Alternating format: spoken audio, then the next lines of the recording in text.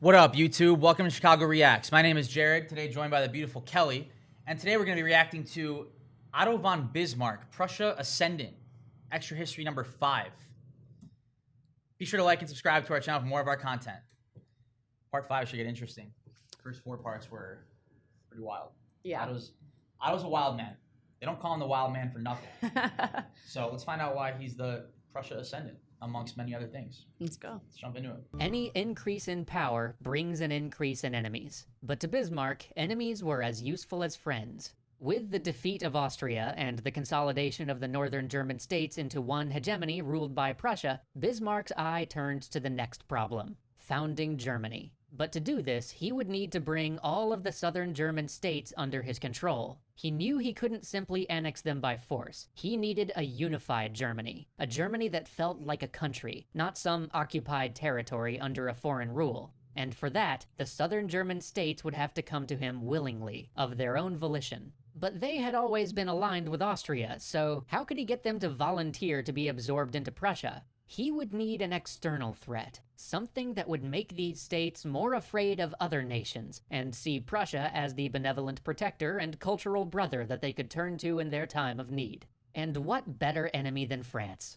Napoleon III, who had been willing to stand by and let Prussia pick off its neighbors back when it was a minor power, suddenly woke up and realized that a power to rival France had just emerged on its border. Already upset about the fact that he hadn't gotten any territory as a bribe for staying neutral in the war between Prussians and Austrians, Napoleon was primed and ready for a conflict with Prussia. But there was a problem. Both Prussia and France needed the other one to be the aggressor. Neither wanted to risk international rebuke or the possibility of foreign intervention in their cause. But Bismarck had a plan. Bismarck always had a plan. His plan was wait until circumstances presented themselves that allowed him to formulate an advantageous plan. So he did. Then, when the Queen of Spain was suddenly kicked out of Spain by revolutionaries, Bismarck knew it was go time. Because when a European monarch vacates their throne, there is always a multinational scramble for succession. In this case, you'd think it would be less complicated because the Spanish kicked out their monarch and were essentially choosing a new one for themselves instead of trying to untangle and war over some Byzantine genealogical tree. But no, they instead decided to offer the crown of Spain to a German prince. Bismarck was all for this. He pushed for Prince Leopold to accept the offer, despite the fact that his name didn't even have Wilhelm in it anywhere. He knew full well that Napoleon III would have to rage against this offer. After all, if Spain ever allied with Prussia, which would be far more likely with a Prussian prince on the Spanish throne, France would be surrounded. King Wilhelm was against this, and even Prince Leopold didn't see great prospects in being king of a country that had spent most of the last century in revolt, but Bismarck's diplomacy prevailed, and the offer was accepted. All of these dealings were kept a very close secret, though. If France found out too early, the consequences could be disastrous. What Bismarck needed was for Leopold to be proclaimed king by the legitimate assembly of the people of Spain before Napoleon could make a move. That way, if France declared war over it, the world would see them as the aggressors. Everything went perfectly. On June 19, 1870, Leopold agreed to accept the throne. 2 days later, he sent a coded telegraph to Madrid saying that he would arrive around the 29th. But then history turned, as it so often does, on a small thing. A cipher clerk made an error in decoding the message and wrote the 9th of July. The Spanish legislature couldn't be held in session that long, and thus was dismissed on June 23rd, which meant that when Leopold arrived in Spain, there was nobody present to make him king. People started noticing this Prussian prince kicking around in Madrid fairly quickly, and word reached the French papers. Soon, all of France was up in arms. So, not everything went perfectly. But Bismarck now played the spider, waiting silently. He knew that he couldn't be seen directing affairs. All he had to do was wait for the French to offer some insult, and then pounce on that to have the war he wanted. But he didn't factor in Wilhelm. The king had always been opposed to the prince running off and taking the Spanish throne, so when the French outcry flared up, the Prussian monarch put his foot down and told Leopold to withdraw his nomination. This was a huge diplomatic win for France, but like always, Napoleon III pushed it too far. he sent a diplomat to ask Wilhelm to swear that no Hohenzollern would ever sit on the Spanish throne. The king found this mildly insulting, as there was no way he would promise something like that in perpetuity. And besides, he had already pulled Leopold from the throne, and it wasn't likely to come up again. He felt that he had already been perfectly reasonable about this. So he replied that he could promise no such thing, and sent the French ambassador away.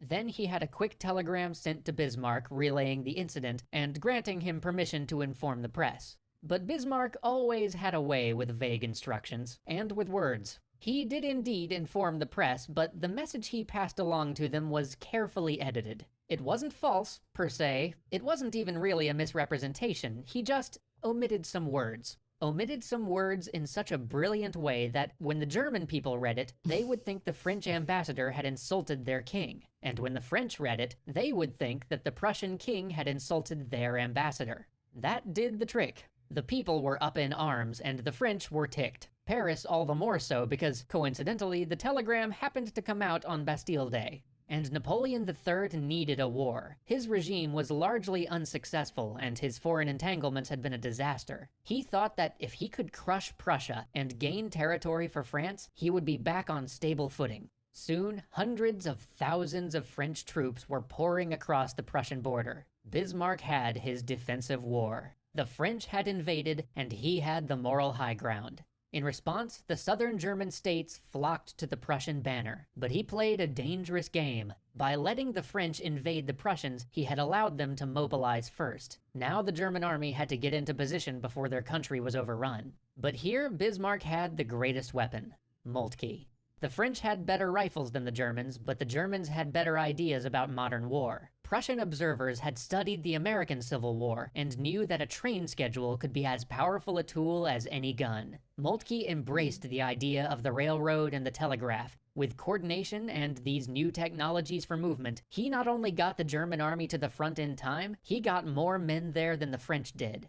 But he did more than just this. He rewrote the rules so that German units no longer simply marched in great columns and fought in great lines, but rather acted as small units less susceptible to fire. He pushed the idea that, since piercing the center of an army was no longer as much of a concern due to the deadly nature of modern rifles, they should worry less about artillery getting overrun and more about how effective it was in a fight. So he moved his artillery closer to the action and had them working in conjunction with his units. He had a general staff, the only one in Europe, whose sole purpose was to draw up war plans in peacetime and think through all of the probable scenarios of coming conflicts. With these advantages and a superiority in numbers, Moltke immediately took the offensive, rapidly pushing the French back across the border and charging into French territory. Time and again, the French reeled before the Prussian forces. Soon, the French armies were falling back, trying to link up with reserves further down the line. But the retreating army was spotted by a small cavalry brigade, and nearby Prussian forces were ordered to move in and cut them off.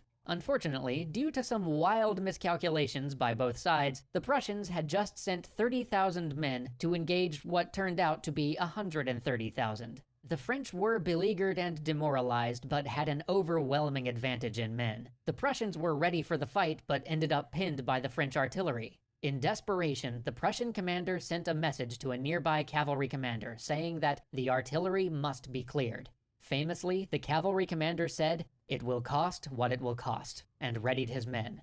Obscured by the terrain, they burst through the cannon smoke at the last minute, bearing down on the foe, giving them only 1,000 meters to react. The cavalry crashed into the artillery and tore through it, silencing the batteries that had so long hampered the Prussian army. This is arguably the last cavalry charge to significantly change the course of a battle in modern military history. But even 1,000 meters is a long ride when you've got modern guns firing at you. Of the 800 horsemen who set out, only 420 made it back. And it turns out that Bismarck's son was among this regiment. It was late in the night of August 16, 1870, when a messenger arrived to tell Bismarck his eldest son was dead. Quartered only 20 miles away from the battlefield, Bismarck rode like a man possessed to find the body of his son, only to be greeted by his very much alive son laughing and joking in a farmhouse nearby. He had taken a bullet to the leg and would be out of the fighting, but was in no mortal danger.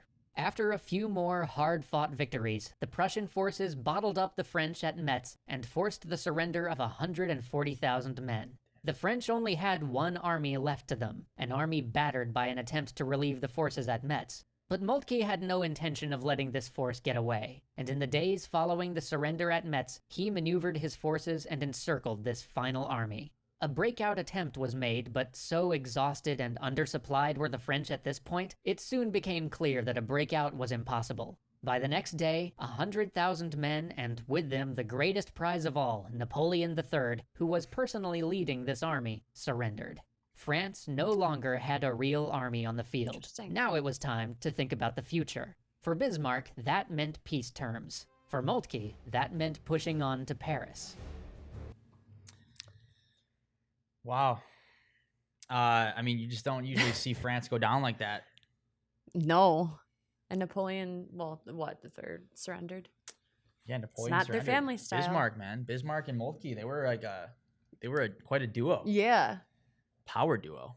I know. I'm trying to decide, like, who's more between Napoleon and Bismarck. Like, Yeah, that was interesting, guys. The Prussia Ascendant, Otto von Bismarck.